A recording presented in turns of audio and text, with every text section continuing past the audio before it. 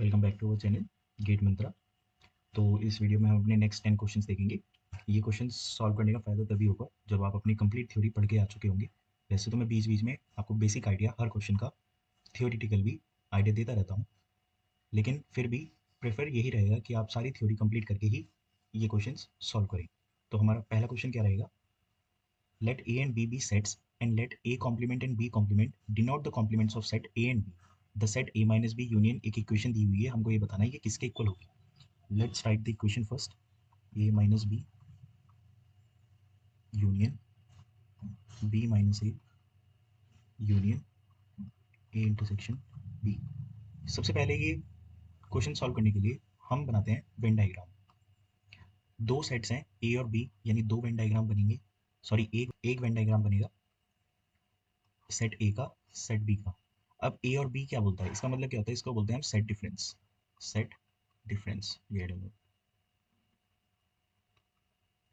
Set difference A minus B क्या बताता है हमें? Those elements which are present, which are those element which are present in A and not in B, that means which are present in A and not in B। इसको हमें union करना है B minus ए से।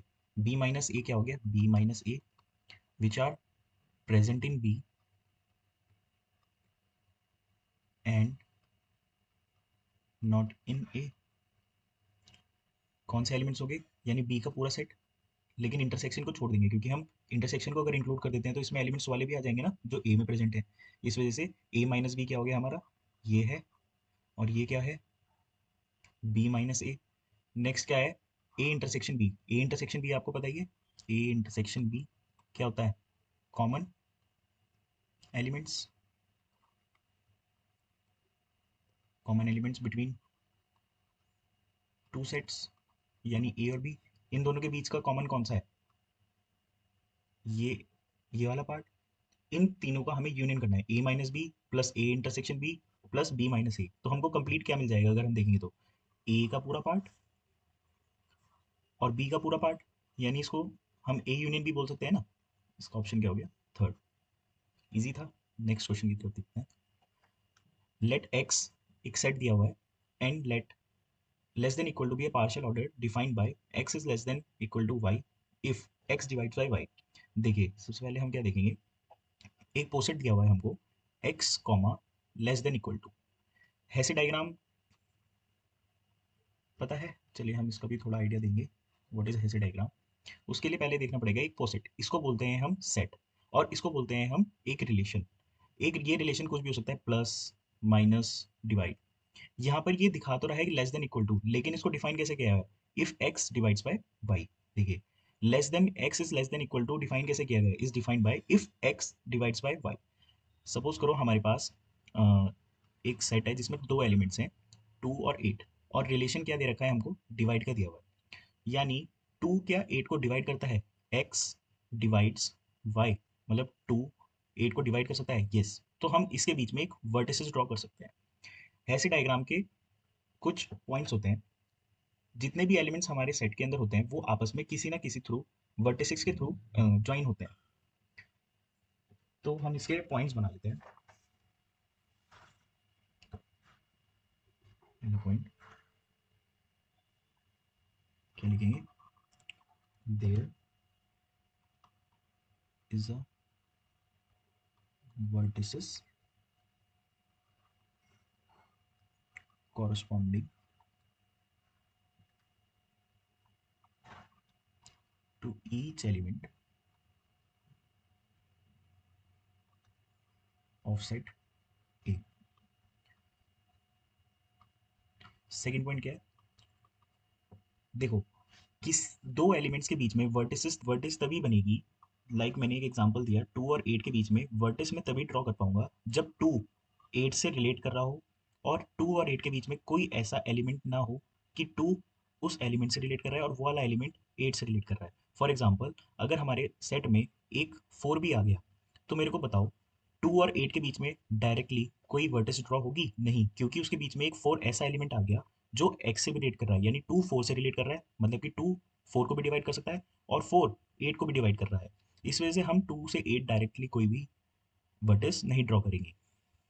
तो इसका ऐसे diagram कैसे हो जाएगा, 2 4 को डिवाइड कर रहा है और 4 8 को डिवाइड कर रहा है। 2 से 8 के बीच में कोई भी डायरेक्ट एज नहीं होगी, इस वजह से हम कह सकते हैं इसमें transitivity transitivity transitive is implied on पोसेट्स।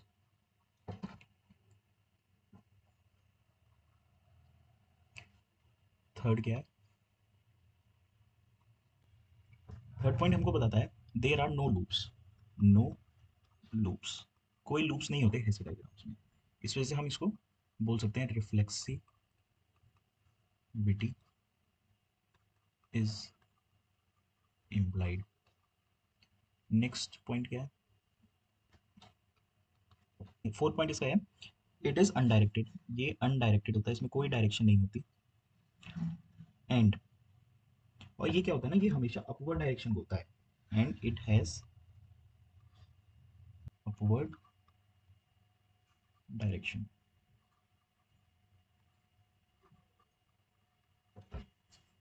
समझ में आया एग्जाम्पल से। अब देखते हैं हमारे पास क्या सेट क्या दिया हुआ है।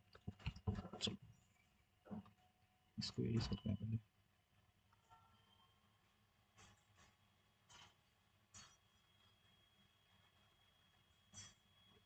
सेट दे रखा है x इज इक्वल्स टू 2 3 6 12 24। ये बताना है मेरे को इसके बीच में ऐसे डायग्राम बनाना है। अब पहले देखना है क्या 2 3 से डिवाइड करता है। 2 मतलब कि ये अगर हमारा x है और ये y है, क्या x डिवाइड्स y, ये ट्रू नहीं है, तो इसके बीच में ऐसे डायग्राम बनेगा, सॉरी वर्टेक्स बनेगी इन दोनों के बीच में नहीं।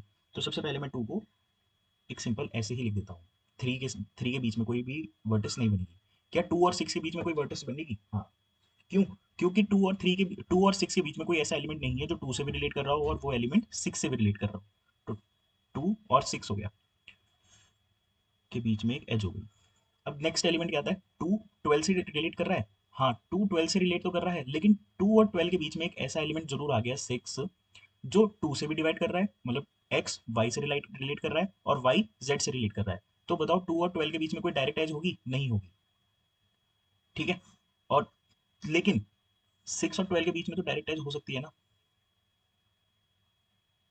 क्यों, क्योंकि 6 12 को डिवाइड कर रहा है और इन दोनों के बीच में कोई ऐसी एज है जो 6 उस एलिमेंट को डिवाइड कर रहा है और वो वाला एलिमेंट 12 से रिलेट कर रहा है, नहीं। तो हम अब नेक्स्ट कौन सा नेक्स्ट एलिमेंट क्या देखेंगे, 2 24 से देखेंगे। क्या 2 24 को डिवाइड कर रहा है, हाँ रिलेट तो कर रहा है, डिवाइड तो कर रहा है, लेकिन क्या 2 और 24 के बीच में डायरेक्ट एज होगी, नहीं होगी। क्यों, क्योंकि उसके बीच में दो एलिमेंट ऐसे आ रहे हैं जो 2 से भी रिलेट कर रहा है और वो एलिमेंट 24 से भी रिलेट कर रहे हैं। तो 2 और 24 के बीच में एज होगी, नहीं होगी। अभी मैं 12 और 24 को नहीं देख रहा, नेक्स्ट एलिमेंट अब हमने 2 को सबसे कंपेयर करके देख लिया, नेक्स्ट टाइम है 3 से डिवाइड करने का, 3 से रिलेट करने का। क्या 3 और 6 के बीच में कोई ऐसा एलिमेंट है जो वो 3 से भी रिलेट कर रहा हो और वो एलिमेंट 6 से भी रिलेट कर रहा हो, नहीं। तो हम कह सकते हैं 3 और 6 के बीच में एक एज बन सकती है, हाँ बन सकती है। अब किसको देखूंगा, 3 और 12 को। क्या 3 और 12 आपस में रिलेट कर रहे हैं, हाँ रिलेट कर रहे हैं, तो 3 और 12 के बीच में एज होगी, नहीं होगी। क्यों, क्योंकि उसके बीच में एक ऐसा एलिमेंट आ गया है जो एलिमेंट 3 से भी डिवाइड हो रहा है और वो एलिमेंट 12 को भी डिवाइड कर रहा है। यानी अगर हमारे पास कोई ऐसा एलिमेंट आ जाता है जो x relates to y and एक ऐसा element x relates to a और वही a element relates to y, तो हम इनके बीच में एज नहीं खींचते हैं। ये एलिमेंट कौन सा आ गया, यहाँ पर 6 आ गया, तो इसको मैं हटा देता हूँ। समझ में आया, ये भी।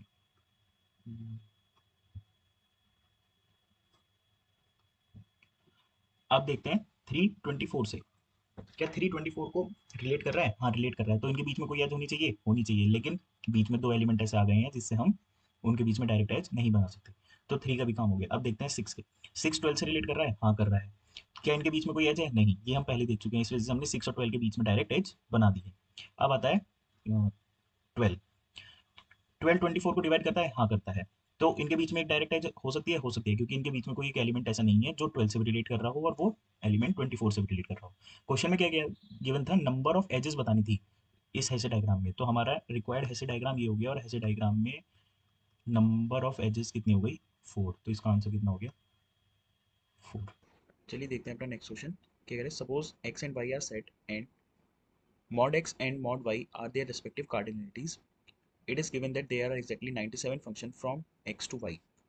देखो कि हमने पढ़ा हुआ है ना कि if we have to find functions from x to y, उसका क्या फॉर्मूला होता है?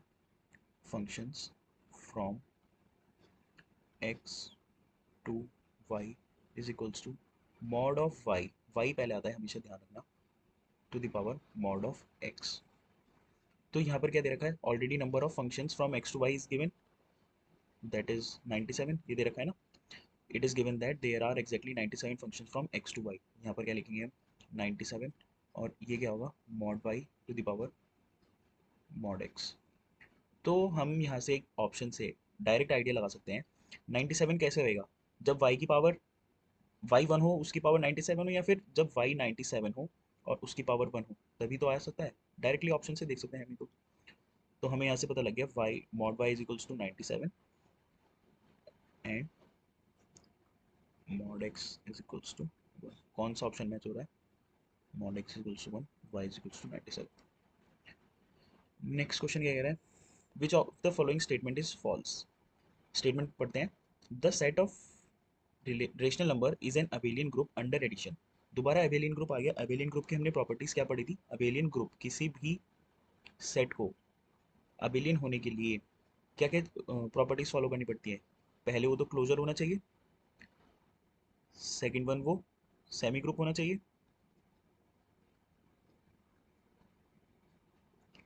थर्ड क्या बताया था? वो मोनोइड होना चाहिए,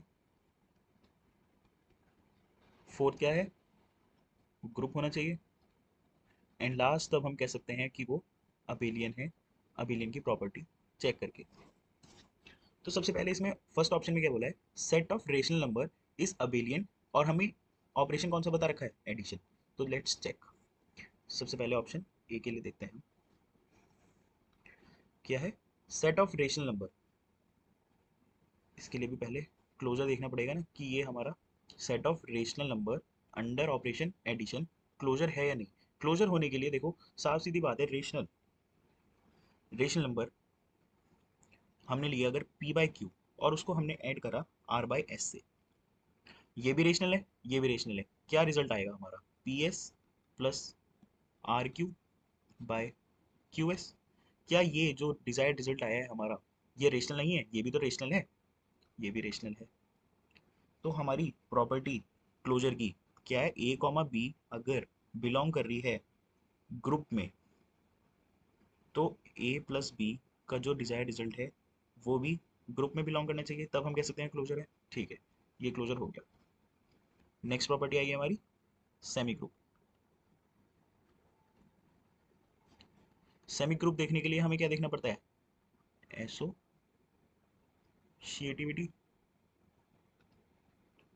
अब बताओ, अगर कोई रेशनल नंबर है p by Q r by S t by Q, अगर मैं उसको ऐसे प्लस करूं, या फिर मैं p by Q plus r by S plus t by Q, इसको ऐसे प्लस करूं तो सेम रहेगा. तो हम कह सकते हैं ये सेमी ग्रुप भी है.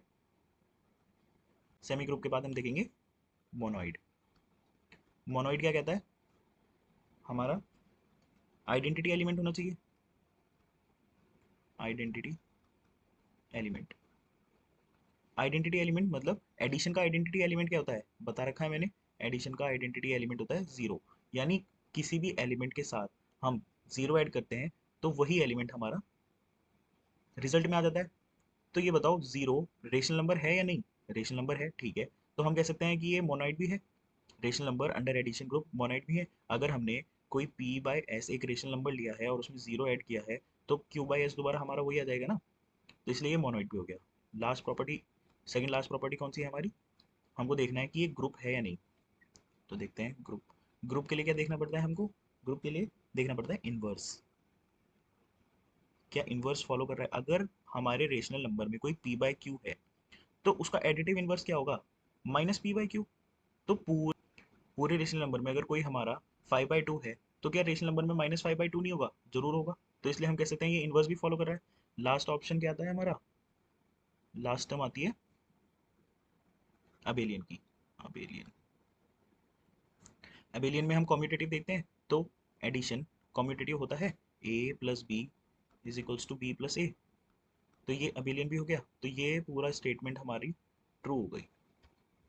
हम कह सकते हैं कि first statement is true, set of rational number is N abelian group under addition। Second option देखते हैं, the set of integer is an abelian group under addition। यहाँ पर सेट ऑफ रेशनल नंबर था। जो रेशनल नंबर के लिए हमने चारों चीज पांचों चीजें देखी। क्या क्या देखा? क्लोजर, मोनोइड, abelian ग्रुप और सेमी ग्रुप। इसी तरह हम क्या देखेंगे? ऑप्शन बी के लिए देखेंगे। ऑप्शन बी क्या कह रहा है? सेट ऑफ इंटीजर्स के लिए कह रहा है। सेट ऑफ इंटीजर्स और कौन से ऑपरेशन पे? Set of integers under addition. ये हमने लास्ट वीडियो में सेम क्वेश्चन किया भी है। क्या ये क्लोजर है? अगर मैं दो सेट को, दो इंटीजर्स को प्लस करता हूँ तो वो डिजायर्ड रिजल्ट भी तो इंटीजर देगा। तो यस, ये क्लोजर है। नेक्स्ट क्या आता है? Semi group. सेमी ग्रुप क्या बोलता है? Associativity rule. देखो भाई, अगर हम a प्लस बी कर रहे हैं और उसके साथ c प्लस कर रहे हैं इंटीजर में, तो हमारे पास इसका रिजल्ट भी तो सेम ही आएगा, क्योंकि इंटीजर्स हैं ये। आप कुछ भी ऑप्शंस रख के देख सकते हैं, a प्लस बी की जगह कोई भी नंबर रख के देख लो। तो सेमी ग्रुप भी है। तीसरा आता है मोनोइड। मोनोइड क्या बताता है हमको? आइडेंटिटी। एडिशन की आइडेंटिटी मैंने बता दी है। ए प्लस जीरो करते हैं तो हमारे पास ए ही आता है। इंटीजर्स में, इंटीजर्स में ए भी आ रहा है, इंटीजर्स में जीरो भी आ रहा है। फोर्थ प्रॉपर्टी क्या आ रही है हमारी? ग्रुप। ग्रुप में क्या बोलते हैं? Identity element. अगर हमारे पास कोई एलिमेंट है, +5 ले लेते हैं, तो क्या उसका इन्वर्स इंटीजर में नहीं होता? इंटीजर्स में -5 भी आता है, +5 भी आता है। तो आइडेंटिटी,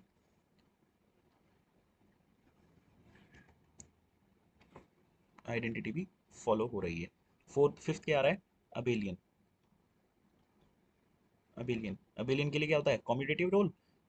तो क्या कॉम्यूटेटिव नहीं होगा? a plus B is equals to B plus A. यहाँ पर ये इंटीजर है, ये भी इंटीजर है। यहाँ पर क्या था? ये दोनों आपस में रेशनल नंबर्स थे। ठीक है, तो कॉम्यूटेटिव भी फॉलो हो रहा है, कॉम्यूटेटिविटी। तो हम बता सकते हैं कि ये अबेलियन है, ये पूरी सेट अबेलियन। तो हम कह सकते हैं ये हो गया ट्रू। थर्ड पार्ट क्या कह रहा है? द सेट, सेकंड पार्ट क्या था? The set of integer is abelian under addition. अभी हमने देखा, हाँ ट्रू है। नेक्स्ट पार्ट क्या बोल रहा है हमारा? The set of rational numbers forms an abelian group under multiplication. यहाँ पर सेट किसका दे रखा है? रैशनल नंबर का। और ऑपरेशन क्या दे रखा है? मल्टीप्लिकेशन। हमें बताने की अबेलियन फॉर्म करता है या नहीं। थोड़ा सा जल्दी करेंगे इसको कि हमको क्या दे रखा है? Set of rational number under under operation multiplication. अच्छा, सबसे पहले बताओ क्लोजर होगा या नहीं? भाई कोई भी दो रेशनल है, सपोज करो p बाई क्यू, उसकी मल्टीप्लाई मैंने r बाय एस से करवा दी, तो क्या जो रिजल्ट आएगा मेरा P R plus Q S, ये रेशनल नहीं होगा? जरूर होगा। नेक्स्ट आएगा सेमी ग्रुप। सेमी ग्रुप क्या बोलता है? Associativity rule. तो बताओ, p बाई क्यू मल्टीप्लाई,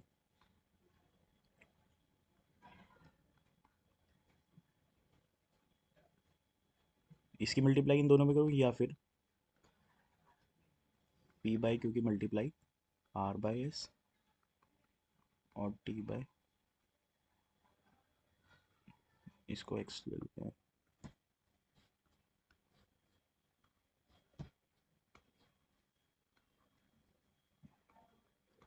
कोई फर्क पड़ेगा? नहीं। नेक्स्ट प्रॉपर्टी आती है मोनोइड। क्या वन रेशनल नंबर है? हाँ है। तो अगर मैं a बाई बी की मल्टीप्लाई 1 से कर देता हूँ, a बाई बी ही आ जाएगा। ठीक है। नेक्स्ट प्रॉपर्टी क्या आती है? इनवर्स। बताओ, अगर कोई भी rational number a by B है, तो क्या उस रेशनल नंबर के सेट में b बाई ए नहीं होगा? होगा। तो इसका इनवर्स है। लेकिन हमारे पास एक प्रॉब्लम भी तो है इसमें। मेरे को बताओ कि अगर मैंने कोई रेशनल नंबर लिया ज़ीरो, अगर मैंने कोई रेशनल नंबर लिया ज़ीरो, तो क्या ज़ीरो का इन्वर्स होता है? ज़ीरो का इन्वर्स होगा? नहीं। There is no concept of this, zero का इन्वर्स। इस वजह से हम क्या कहेंगे कि सारे ही रेशनल नंबर का इन्वर्स नहीं है, क्योंकि ज़ीरो का इन्वर्स नहीं है। तो क्या ये ग्रुप हुआ? नहीं हुआ। अगर ये ग्रुप ही नहीं हुआ तो ये एबिलियन भी नहीं हुआ। तो हमारे पास हमें मिल गई अपनी फॉल्स स्टेटमेंट। नेक्स्ट पार्ट देखते हैं D. The set of real number excluding zero is abelian group under multiplication. ठीक है, क्या बोला इन्होंने कि हमारे पास एक सेट है रियल नंबर का, लेकिन उसमें जीरो नहीं है, जीरो एक्सक्लूड कर दिया। और ऑपरेशन कौन सा दे रखा है, वही मल्टीप्लिकेशन। तो सबसे पहले क्या देखते हैं, क्लोजर। भाई देखो, कोई भी दो रियल नंबर हैं, उनकी मल्टीप्लिकेशन हम करते हैं, हमें रियल नंबर मिल जाता है। फिर क्या आता है, सेमी ग्रुप।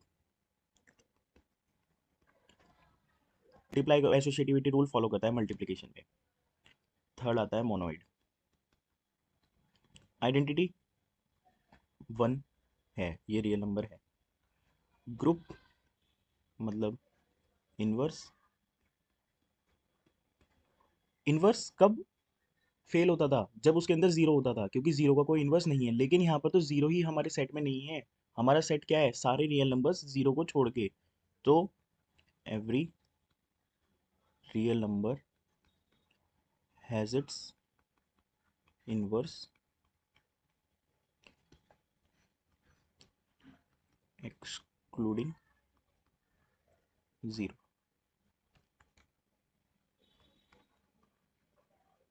तो ये ग्रुप भी हो गया। नेक्स्ट क्या देखते हैं हम, अबेलियन। ये भी कोई बताने वाली चीज़ है, ए इंटू बी इंटू ए के इक्वल ही तो रहेगा। कॉम्यूटेटिव भी रूल फॉलो होता है। तो ये वाला ऑप्शन भी हमारा ट्रू है। तो देखते हैं अपना नेक्स्ट क्वेश्चन क्या दिया हुआ है। Let F R denote the set of real number. Let function R cross R gives us R cross R be a bijective function defined by. हमको एक फंक्शन दिया हुआ है, क्या है वो, F X comma Y is equals to x plus Y comma x minus Y. फिर क्या है, the inverse function of F is given by. Inverse निकालना है। सबसे पहले देखते हैं इनवर्स निकलता कैसे, एक छोटे से एग्जांपल से। F X is equals to 3x plus two. इसमें क्या करते हैं हम, इसको एफ एक्स को वाई से रिप्लेस कर देते हैं, 3x प्लस टू। अब हम क्या करते हैं, स्वैप करते हैं इसको, वाई और एक्स को। यहाँ पर एक्स हो जाएगा X is equals to 3y plus two. Y को आइसोलेट कर दो, Y is equals to, Y की वैल्यू क्या जाएगी, X minus two by three. तो हमारा एफ इनवर्स एक्स क्या हो जाएगा, F inverse X is equals to X minus two by three. इसी तरह अब देखते हैं ये कैसे होगा, एफ एक्स वाई। इसको पहले हम एफ एक्स कॉमा वाई को क्या बोलेंगे, यू कॉमा वी। ये क्या है, ये एज इट इज रह जाएगा X plus Y comma x minus Y. U क्या हो गया, यहाँ से हमारे पास हो गया एक्स प्लस वाई, और वी क्या हो गया, एक्स माइनस वाई। इसको इक्वेशन वन बोल दो, इसको इक्वेशन टू बोल दो। यहाँ से हमको किसी तरह एक्स और वाई की वैल्यू चाहिए। तो हम क्या करेंगे, इक्वेशन वन और टू को प्लस करके देखते हैं, यानी q plus v is equals to x plus y plus x minus y. क्या हो गया, टू एक्स, यानी u plus v is equals to two x, और x की वैल्यू क्या आ गई, u plus v by two. इसी तरह क्या देख रहे हैं, u माइनस वी करके देखते हैं, x plus y minus x minus y. ये क्या बोल रहा है, x plus y minus x plus y. तो क्या हो गया, u minus v is equals to two y, और y क्या आ गया, u minus v by two. तो u comma v is equals to u plus v by two, u minus v by two. अब अकॉर्डिंग टू क्वेश्चन हम इसको दोबारा replace कर देंगे, तो f inverse comma x comma Y is equals to x plus y by two comma x minus y by two. ये हमारा इसका f inverse x comma y आ गया। ऑप्शन से मैच करेंगे तो ये कहाँ पर है, कौन सा ऑप्शन है, option C. Next question, let R be a non-empty relation on a collection of set defined by A relates to B if and only if A and B are disjoint। तो सबसे क्या कि पहले क्या बता रहा है कि A और B एक रिलेशन है। A और B आपस में रिलेट तब करेंगे जब A और B आपस में डिसजॉइंट होंगे, यानी A इंटरसेक्शन B क्या होना चाहिए, फाई होना चाहिए। इसके लिए हमें कई सारे ऑप्शन दिए हुए हैं, जो कि है reflexive, transitive, symmetric, non transitive, equivalence. तो हम एक एक करके देखेंगे कि ये रिफ्लेक्सिव होगा या नहीं। रिफ्लेक्सिव, अब रिफ्लेक्सिव क्या बोलता है हमें कि A relates to A for every set A, हर सेट के लिए A से रिलेट होना चाहिए। That means A intersection A हमारा इस कंडीशन के लिए फाई होना चाहिए। लेकिन क्या A इंटरसेक्शन A फाई होता है? नहीं, A इंटरसेक्शन A कितना होता है? A ही देता है। Which means empty only if and only if अगर A ही empty हो तभी empty होगा। तो हम कह सकते हैं A relates to A is fails, A relates to A fail हो गया यहाँ पर, and it is not reflexive. ठीक है, सेकंड क्या है हमारा? सिमेट्रिक।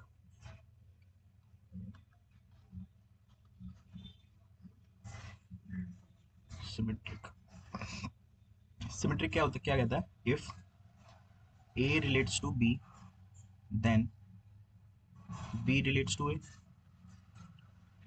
और कंडीशन क्या दी हुई है? A intersection B is equals to five. तो ये बताओ कि B इंटरसेक्शन A भी तो फाइव होगा, नहीं होगा? सही बात है।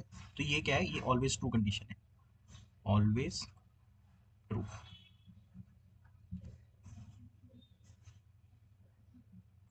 और हम क्या कहेंगे? R is symmetric. थर्ड क्या देखेंगे हम? थर्ड देखेंगे transitivity.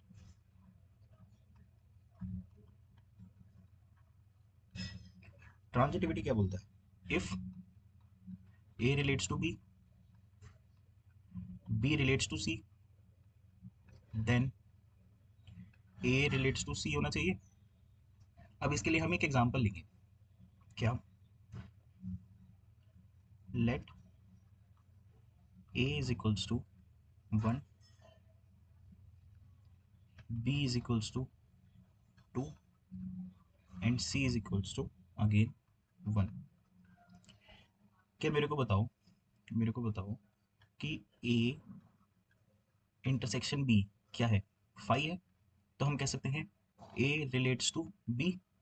Next one, B intersection C five है। तो हम क्या कह सकते हैं? B relates to C। But but अगर हम A इंटरसेक्शन C देखते हैं, A इंटरसेक्शन C देखते हैं, क्या वो फाइव के इक्वल है? नहीं, वो वन के इक्वल है। ये फाइव के इक्वल नहीं है। ठीक है, तो हम कह सकते हैं ये A relates to C, A does not relates to C। Transitivity fails. ये रिलेट क्यों नहीं हुआ? क्योंकि हमारा ये फाइव के इक्वल नहीं है। इस वजह से हम कह सकते हैं ए डज नॉट रिलेट्स टू सी, क्योंकि रिलेशन रिलेट होने के लिए हमारा ये फाइव आना चाहिए था। तो इसका ऑप्शन क्या हो जाएगा? ऑप्शन हो जाएगा B, R is symmetric and not transitive. चलिए बढ़ते हैं अपने नेक्स्ट क्वेश्चन की तरफ। क्या कह रहा है? The set of all bijective functions of a finite set forms a group under composition. मतलब हमको एक बहुत बड़ा सेट दिया हुआ है, किसका? बाइजेक्टिव फंक्शंस का। क्या बनाता है बाइजेक्टिव फंक्शन? से ग्रुप बनाता है, under which function? Composition function. यानी एक सेट है हमारे पास, under composition function composition, that is जिसको हम डिनोट करते हैं ओ से। अब ये कह रहा है ये ग्रुप बनाता है। तो ग्रुप बनाने के लिए सबसे पहले कौन सी प्रॉपर्टी देखते हैं हम? क्लोजर्स की।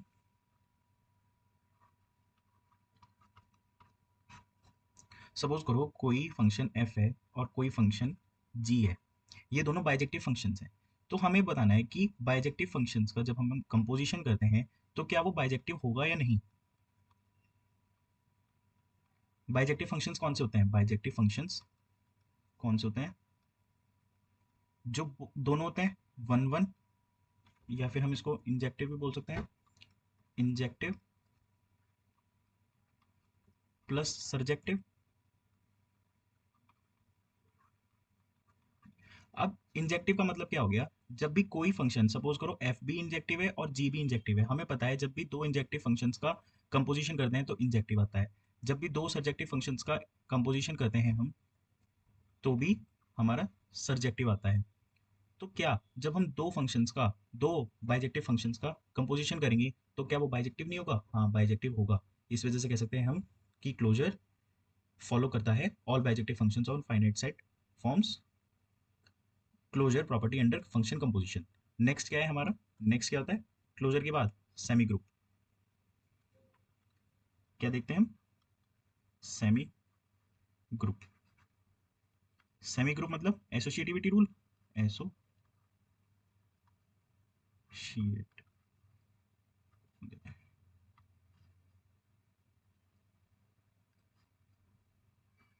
एसोसिएटिविटी रूल ये क्या कहता है? F of g of h equal होगा f of g of h के। लेकिन एसोसिएटिव है तो क्या आ जाएगा? हमारे यहाँ पर ब्रैकेट आ जाएंगे और यहाँ पर इधर ब्रैकेट आ जाएंगे। तो कंपोजिशन फंक्शन तो फॉलो करता है ना एसोसिएटिविटी रूल को, हमको पता है, इस वजह से ये भी ट्रू हो गया। नेक्स्ट वन क्या होता है? आइडेंटिटी।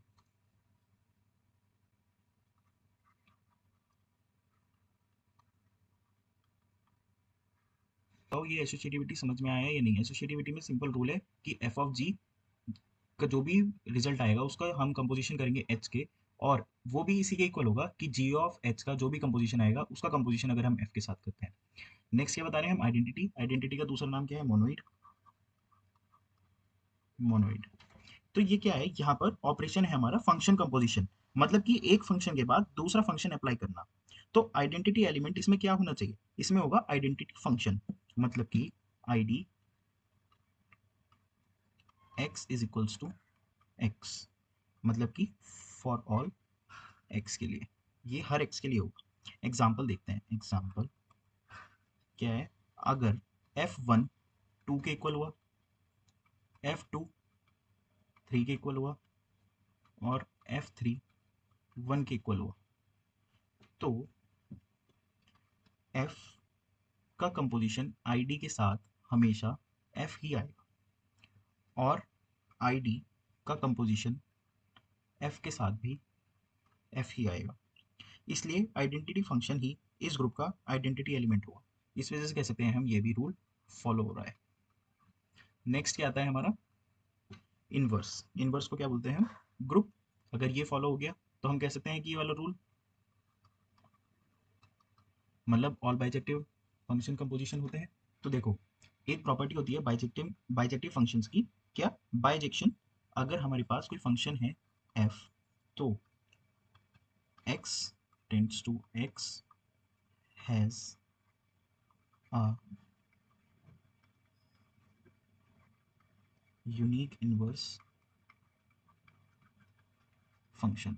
देखो, ये प्रॉपर्टी हम यहाँ पर सीखेंगे तो नहीं, ये फंक्शन चैप्टर का पार्ट है, लेकिन हमें बस ये याद रखना पड़ता है कि अगर f फंक्शन इज बाइजेक्टिव है तो f इनवर्स भी एग्जिस्ट करता है और वो भी बाइजेक्टिव होता है। तो हम कह सकते हैं f इनवर्स इज ऑल्सो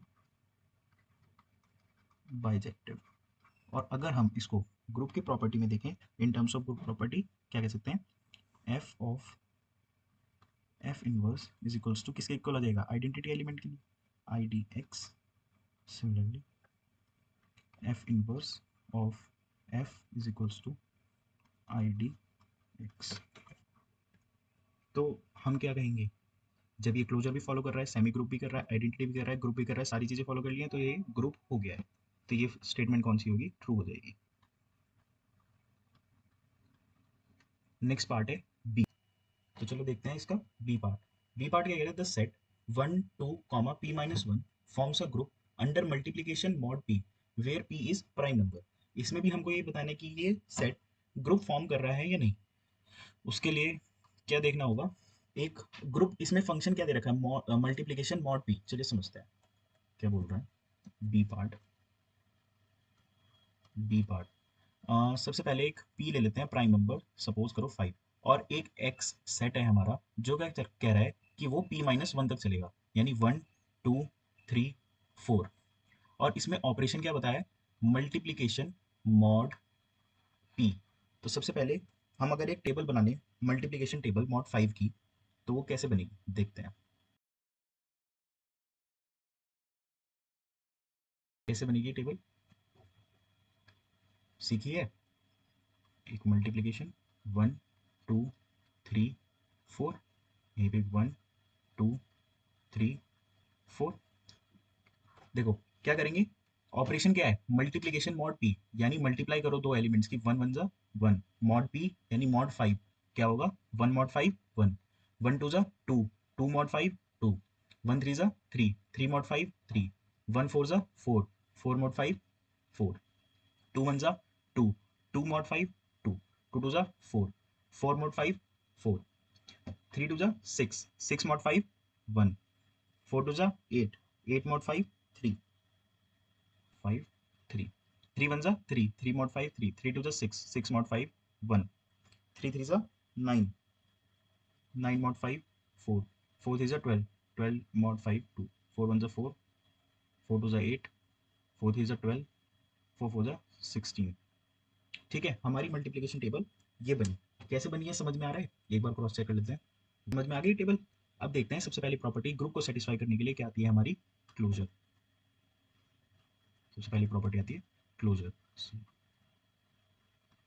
अब देखो क्लोजर क्या कहता है कि कोई भी दो एलिमेंट के बीच में ऑपरेशन कराने के बाद जो भी रिजल्ट आता है वो भी हमारा सेट में बिलोंग करना चाहिए। अब कोई भी आप दो एलिमेंट उठा लो, 1 2 1 3 1 4, उसका मैं जब ऑपरेशन करवा रहा हूँ, मल्टीप्लीकेशन मॉड पी करवा रहा हूँ, तो वो हमेशा ही इसी सेट में बिलोंग करेगी।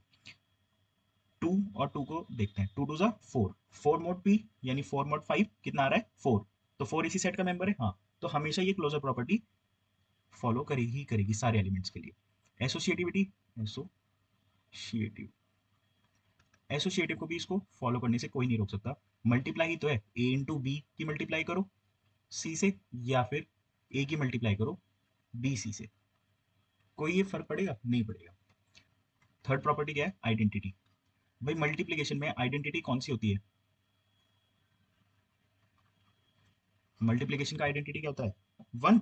क्या 1 प्रेजेंट है इसमें ग्रुप में, हाँ। देखो हमें ये देखना है कोई एलिमेंट ऐसा है जो सेटिस्फाई कर रहा हो 1 into a equal to a into 1 equal to a mod 5। भाई वो 1 ही तो है इसमें क्योंकि मल्टीप्लीकेशन है। मोनोइड प्रॉपर्टी भी सेटिस्फाई हो रही है। नेक्स्ट वन इज, क्या है नेक्स्ट वन, ग्रुप। ग्रुप देखने के लिए क्या देखना पड़ता है, इनवर्स। अब एक बात बताओ, चलो इनवर्स हम हर एक का कैलकुलेट करेंगे इसमें। इनवर्स ऑफ 1 क्या आएगा, इनवर्स ऑफ 1 देखते हैं, 1 × 1। अगर मैं 1 मल्टीप्लीकेशन मॉड पी करता हूँ 1 के साथ तो 1 आ रहा है। अभी देखते हैं,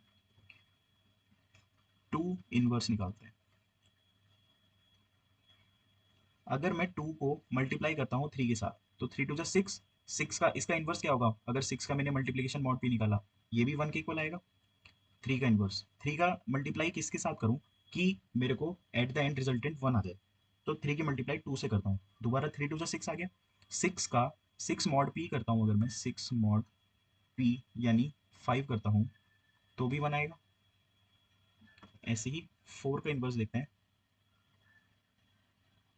4 इनवर्स इज इक्वल्स टू, 4 की किससे मल्टीप्लाई करूँ मैं, 4 से करके देखता हूँ, 4 भी इसमें तो बिलोंग करता है 16। अब 16 मॉड 5 करता हूँ तो क्या आ गया 1, यानी हम कह सकते हैं सारे एलिमेंट का इन्वर्स भी इसी सेट में लाई करता है। तो क्या ये ग्रुप हुआ, बताओ, जब क्लोजर भी हो गया, एसोसिएटिविटी भी हो गया, आइडेंटिटी भी हो गया, तो ग्रुप भी फॉलो कर लिया।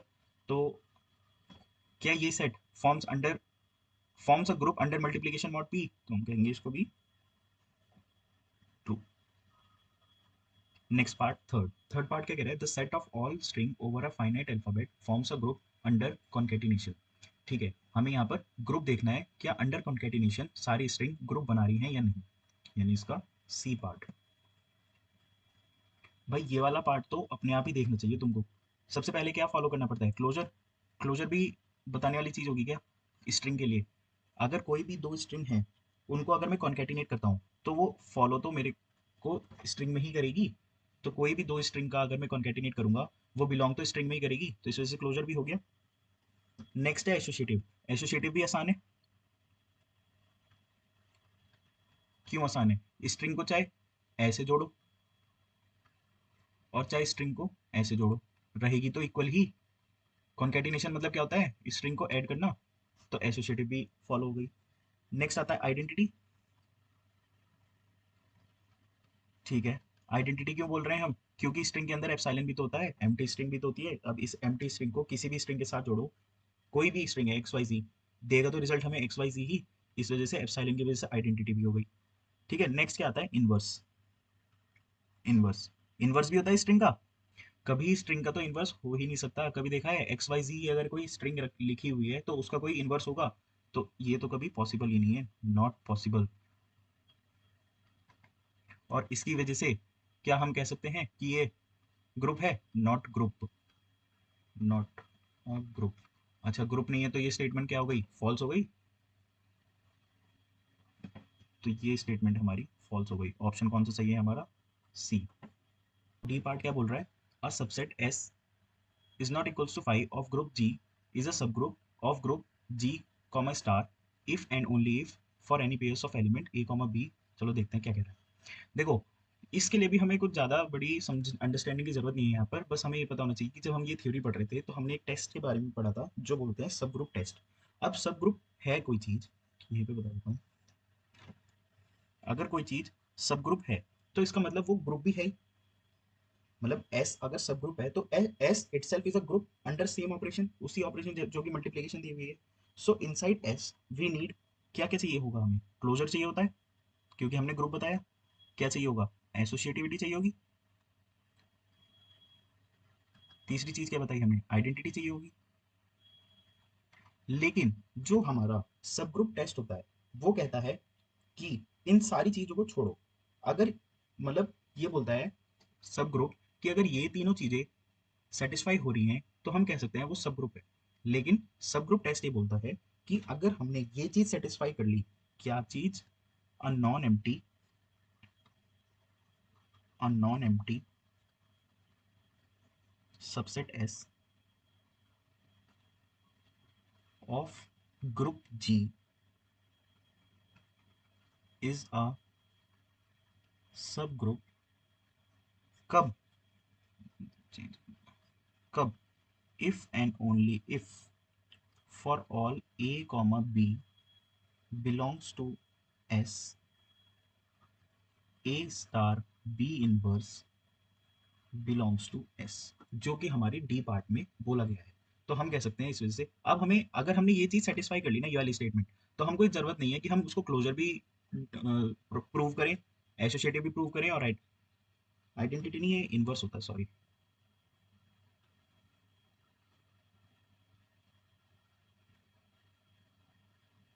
इनवर्स भी प्रूव करें।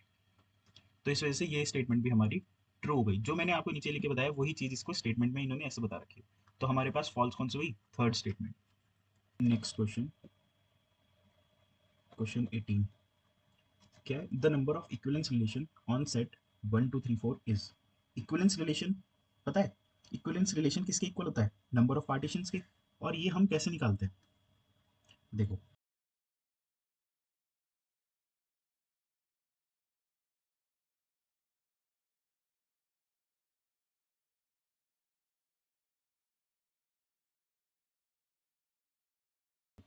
बेल नंबर निकालना सीखना है। देखो, बेल नंबर कैसे निकलता है, यहाँ पर हम लिखते हैं cardinality of set, cardinality of set, जैसे कि B1 B2 B3 B4। Bell number one का अगर नंबर ऑफ एलिमेंट्स वन है तो Bell number of one is one, इतना याद रखना है। उसके बाद यहाँ पर वो नंबर आएगा जो हमारे ऊपर है, ठीक है। फिर इस वाले नंबर को और इस वाले नंबर को ऐड करो, यहाँ पे एक नंबर आएगा जो कि वो होगा 2, 1 + 1 2। ये तब तक ऐड करना है जब तक केवल इस वाले के ऊपर एक एलिमेंट होगा। जैसे 1 के ऊपर है तो हमने ऐड किया, 2 के ऊपर कोई है नहीं है तो हम आगे फर्दर ऐड नहीं करेंगे। तो हमें पता लग गया बेल नंबर ऑफ 2, यानी अगर किसी सेट के अंदर दो एलिमेंट होंगे तो उसका इक्विवेलेंस रिलेशन कितने बन पाएंगे, दो बन पाएंगे। इसको लास्ट में समराइज भी करूंगा मैं, इसको दिखते हैं। यहाँ पे कौन सा एलिमेंट आएगा?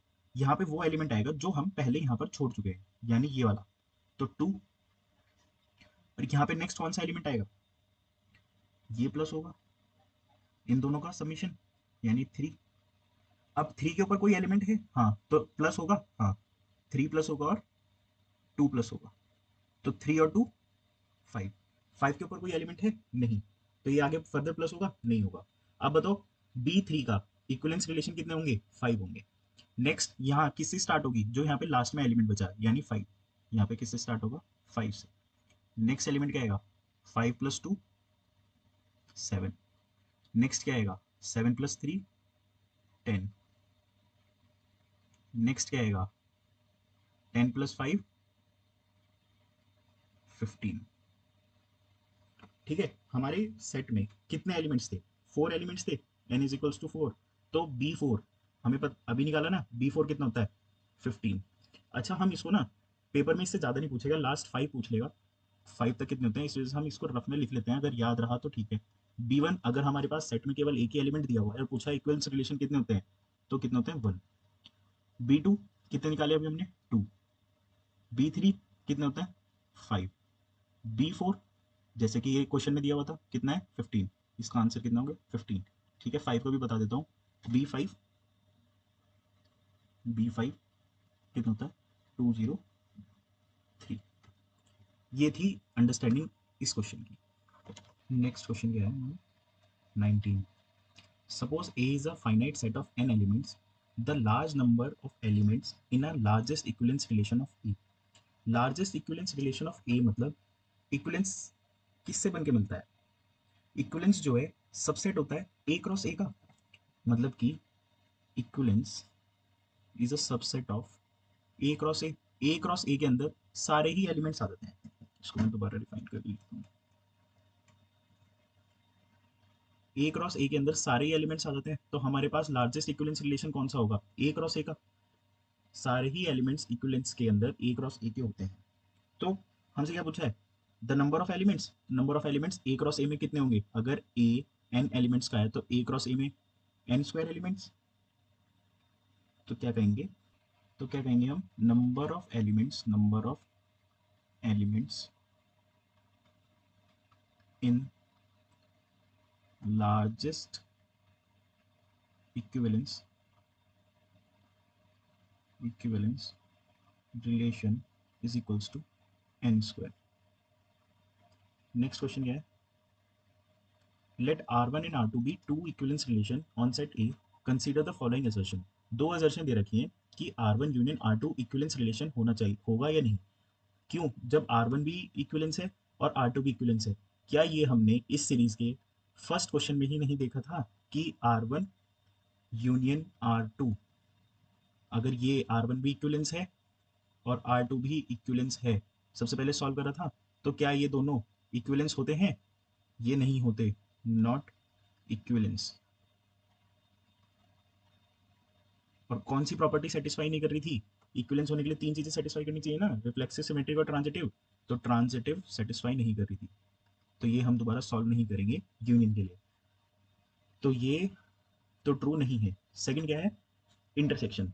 R1 भी इक्विवेलेंस है, R2 भी इक्विवेलेंस है, तो हमें बताना है क्या इन दोनों का इंटरसेक्शन इक्विवेलेंस होता है या नहीं।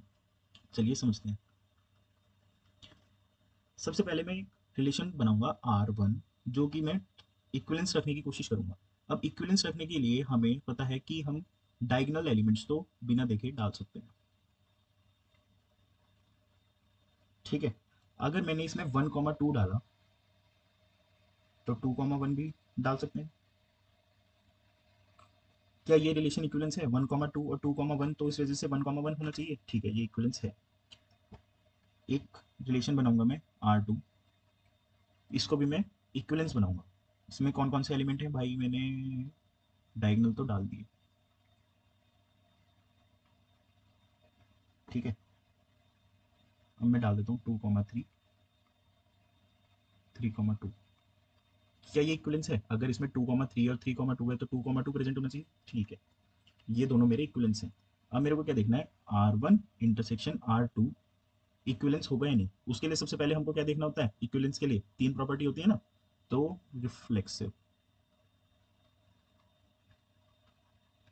क्या रिफ्लेक्सिव होंगे या नहीं? रिफ्लेक्सिव होने के लिए क्या करना चाहिए? ए रिलेट होना चाहिए ए से। अब क्या, पहले मेरे को ये बताओ, R1 इंटरसेक्शन R2 क्या होगा?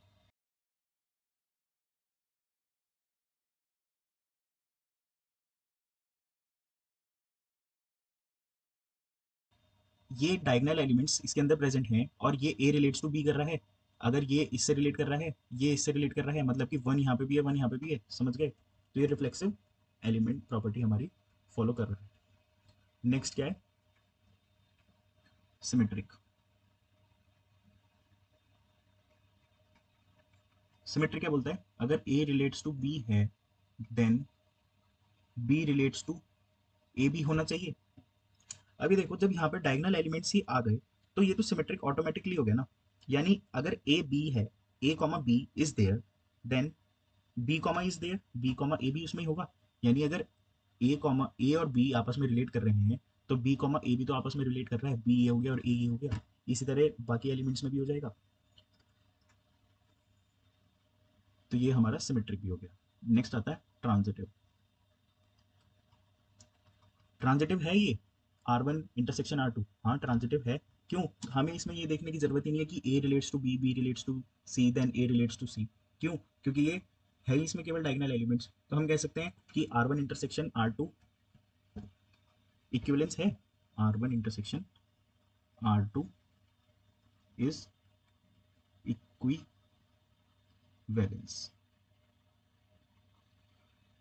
तो हमारी स्टेटमेंट R2 एजर्शन ट्रू हो गया।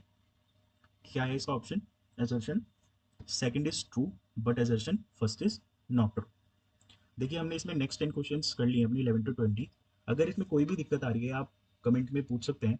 और ठीक है, थोड़े दिन में कॉन्फिडेंस बढ़ेगा, हम इसमें बाकी क्वेश्चंस भी सॉल्व करेंगे। काफ़ी क्वेश्चंस हैं इसके सेट थ्योरी की, जो हम इस लिस्ट में, प्ले लिस्ट में सॉल्व करने वाले हैं। Thank you.